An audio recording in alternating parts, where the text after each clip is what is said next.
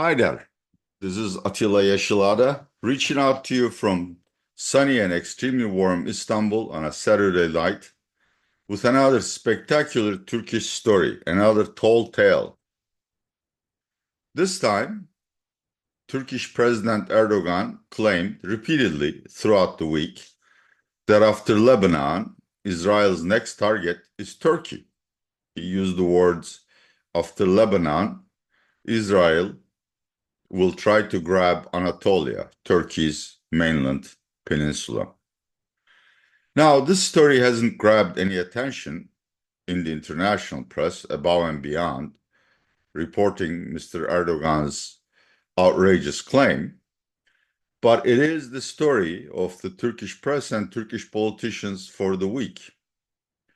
In fact, it's so important that the AKP administration is doing something which it does very rarely, which is organizing an extraordinary session of the Turkish parliament, the Grand Assembly, on 8th of October, to inform the opposition parties about the approaching Israeli threat. My.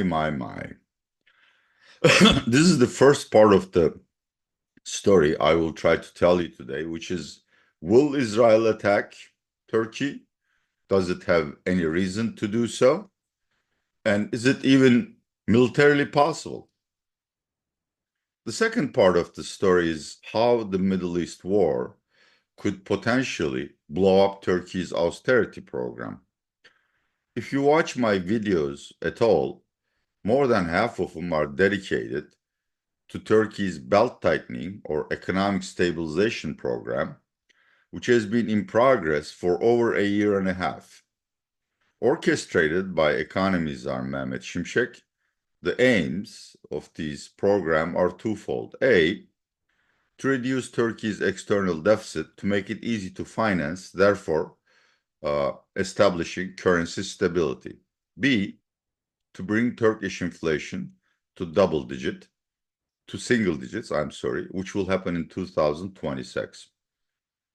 To inform our readers, as of the latest reading in September, Turkey's headline CPI is a smidgen below 50%, even though many experts, including I, think the official stats agency, Turkstat, is underballing inflation figures.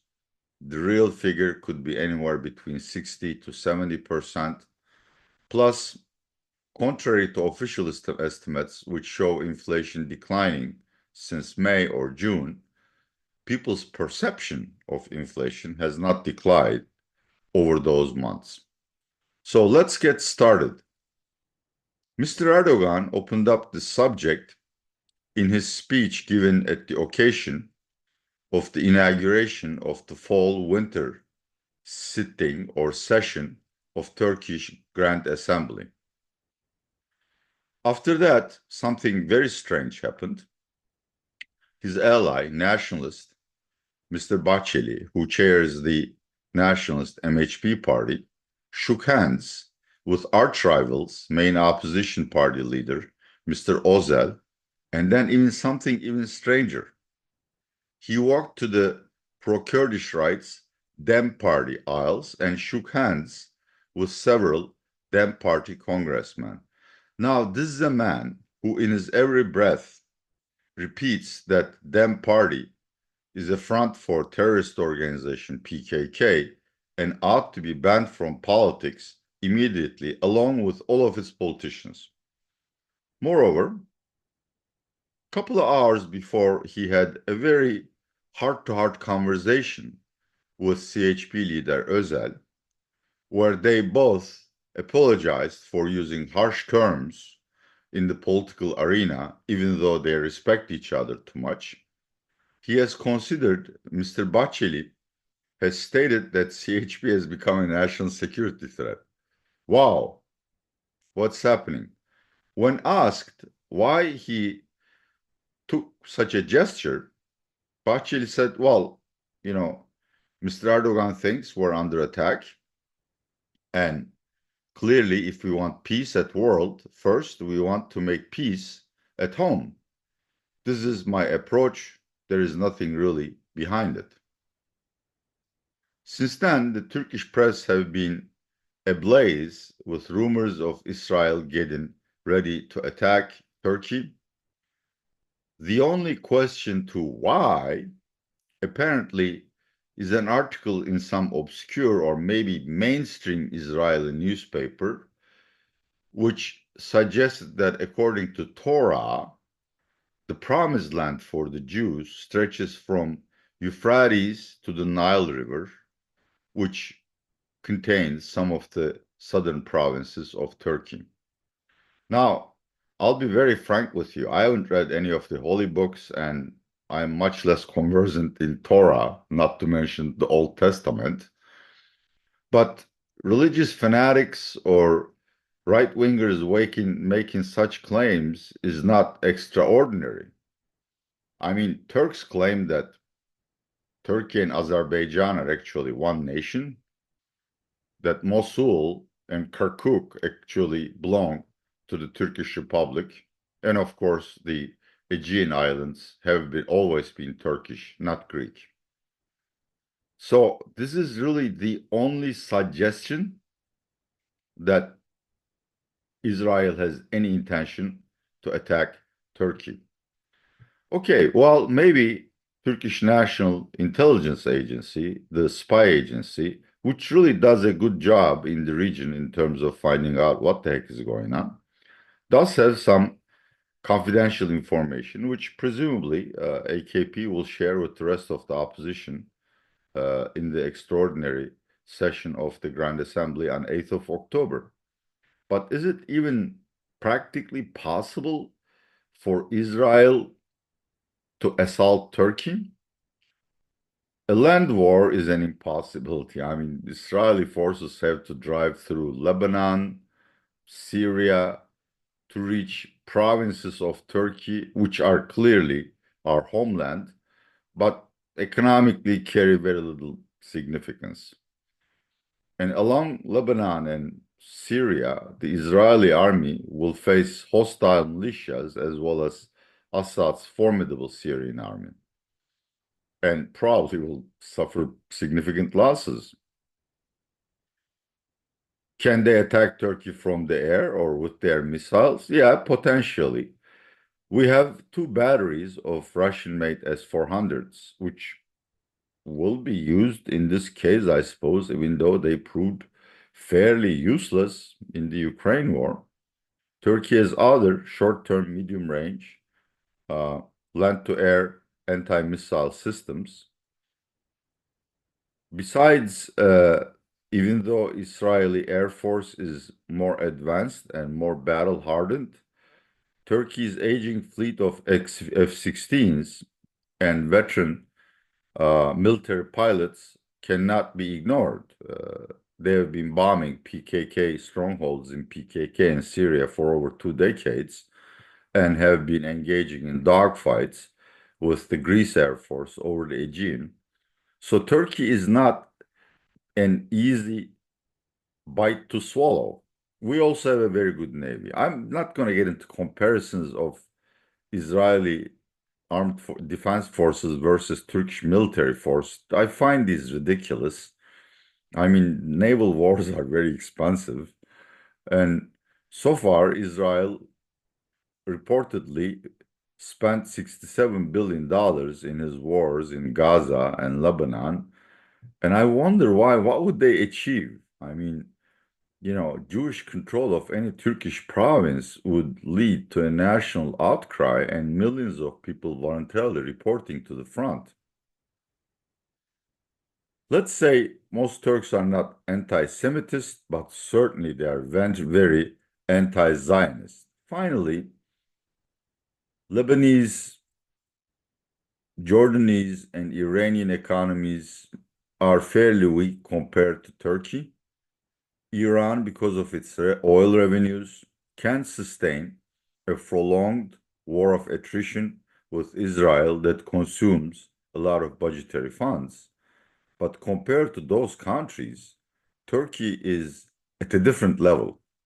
We have an economy that will produce an estimated 1.1 trillion worth of goods and services this year, and we can devote more to the war effort.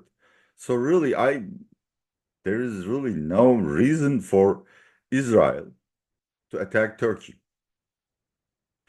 This is not to say that the Middle East war is extremely costly for Turkey, both from an economic and political perspective. Economically, Turkey's dependence on imported oil and other energy products are very obvious. Over the last 12 months, Turkey's imports of energy and related products reached $60 billion, or roughly 3% of GDP. So, any spike in oil prices is bad for Turkish economy. Roughly speaking, a $10 increase in a barrel of Brent raises Turkey's external deficit by $3.5 billion. Less certainly, another estimate is a 10% rise in the domestic price of oil could increase CPI by 1 percentage points and probably 3 percentage points above trend if these increases in oil and gas prices are reflected via tariffs to, home prices, electricity and heating. So that is extremely costly if Israel attacks, for instance, Iran's oil facilities like the Karg loading station or refineries, and oil prices spike to $100. There is another cost, of course, Iran, to a lesser extent, Iraq, Syria, Jordan, Lebanon. These are all Turkish export destinations. It's hard to estimate their share in Turkish total exports, but total exports to Middle East and North Africa are roughly a third of Turkish exports. Making the very broad generalization that the war is causing a decline in consumption spending in all of these countries, Turkish exports will get a hit.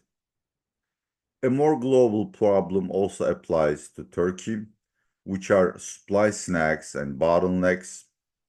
Apparently, Houthis are blocking the Red Sea entrance again, and Iran threatens to block the Strait of Hormuz, which opens the Indian Ocean and is a main oil transit way, and destroy oil facilities in other countries if its oil facilities are hit. These are very scary probabilities, none of them necessarily a direct assault on Turkey, but let me put it to you this way. My very simple rule. If Brent oil per barrel spent 6 months over $100, the entire achievement of the Turkish stabilization problem vis-a-vis inflation and external deficits will be eliminated in those next 6 months.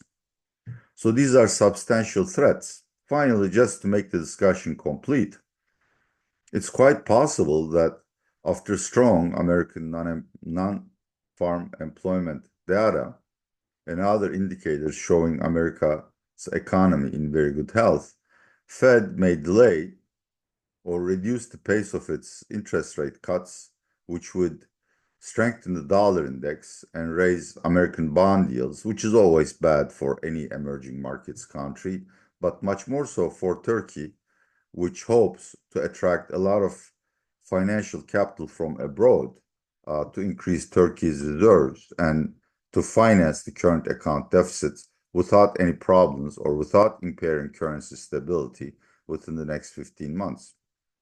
All this been said, it is most likely that in the absence of any other evidence, I would conclude that Erdogan's touting the prospect of an Israeli offensive is an attempt to divert the subject from the economic hardship Turkey is suffering. Since 31st March local elections, which AKP and its ally Bahceli lost across the country, surrendering municipalities to CHP, which now contains 74% of the population, AKP's votes have been in decline. But in September, these started increasing again, partially because CHP, the main opposition party, has once again been embroiled in its own internal struggles, but partly because, as in most other countries, the specter of an external threat unites the nation behind the current champion, which is Mr. Erdogan. I think the polls show, and I would agree that with his 20 years of experience, if there were a war between Turkey, Israel, or Israel and Syria, uh, Erdogan would manage that war better simply because he is more familiar with the machinations of the army, the spook agency, as well as his close contacts with the leaders of neighboring countries. So this is clearly an attempt to increase AKP's votes. Moreover, as I mentioned in my previous videos, where I talked about the potential for early elections at the end of 2025, Erdogan is currently a lame duck. He wants to be re-elected, and one way to do so is to convince the opposition in his effort to pass a new constitution. A new constitution automatically grants the sitting president an additional term. And indeed, after Mr. Erdogan's historic speech on 1st of October, announcing the Israeli threat on Turkish homeland, his henchmen, his spokespeople and MHP spokespeople begin speaking about the need for a new constitution to unite the nation. How that's related to the Middle East war, don't ask me, it's not logical, but two things happen at the same time, so they must be related kind of approach here. Would that succeed? I very much doubt it. I mean, the opposition probably would show unity by supporting any security measures against Israel if these were to be necessary. But whether they would change their mind about rejecting a new constitution, if Erdogan and Bahceli use this excuse to legislate one, is very much in doubt. One final thing, it's something that we should watch. The war can hurt Turkey in a very different way. It is reports coming from Syria and Lebanon, which I cannot confirm or to which I cannot assign numbers, is clearly a flood of refugees first spilling from Lebanon to Syria and then Syrians fleeing towards the Turkish border. And of course, richer Lebanese are fleeing to Turkey with whatever flight they can get, and there's ferry service between Beirut and Turkey's southern ports. Apparently, these are jam-packed. I don't know how many are coming, but the numbers are growing by the day. And if this war continues and spills over to Syria, then it is reasonable to assume that many Syrians will be migrating from the south of the country towards the north and then try to pass on to Turkey. Turkey already harbors roughly 3.5 million Syrian refugees, which I mentioned in the past, again in my recent videos, do constitute a serious social threat and are the cause of much unrest and economic disappointment among native Turks and Kurds. So any new numbers would make a significant contribution to the unrest in the country and would probably reduce Mr. Erdogan's votes. Moreover, not all of these people are rich. Some of them are truly war refugees. But as we have seen in the Ukraine-Russia war, the rich come to Turkey to obtain property because we have very easy citizenship laws. If a foreigner buys property worth at least $250,000, you get automatic residency. And, that's appealing. The influx of Ukrainian and Russian refugees has really jacked up real estate prices. And caused another reason for discontent among the Turkish population. Okay, thank you very much for watching another Real Turkey channel video with another tall tale. By the way, a small reminder, my most recent video about the Eric Adams scandal, where he is alleged to be bribed by Turkish business people, isn't simply just about Eric Adams-Turkey relationship. It also reviews the Turco-American relationship and how the new president will change things on the ground. So please do take a look at it once again. This is Atilla Yesilada, thanking all of his audience for watching another video and saying goodbye from Istanbul.